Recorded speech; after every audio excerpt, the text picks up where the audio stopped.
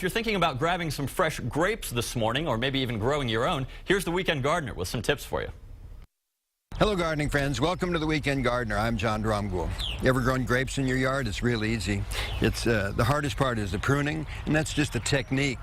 The hard part is how much you take off of the plant at pruning time, which is in late January or February. We'll visit that at the time.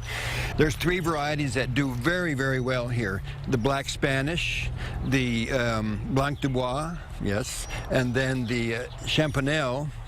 These are very good ones. Champanelle was developed by a gentleman by the name of T.V. Munson from up in Denison, Texas, and there's a great story behind him, but that's another time too. Grapes do well. Look at this. Let me show you in here. Look at those clusters. We're waiting for these to ripen up, probably in mid to late July. They're coming on right now, and these are very good for making wine, if you like some wine. If you'd like to make jelly, that's another good thing for these particular types of grapes, and also they can be juiced. A lot of us like to juice them because we have a lot. These are just a few vines that we planted a few years ago, and they're very, very productive. These guys will produce more grapes than you can actually handle. Might be nice to share them with a neighbor, or do that thing about making some grape juice and putting up some wine.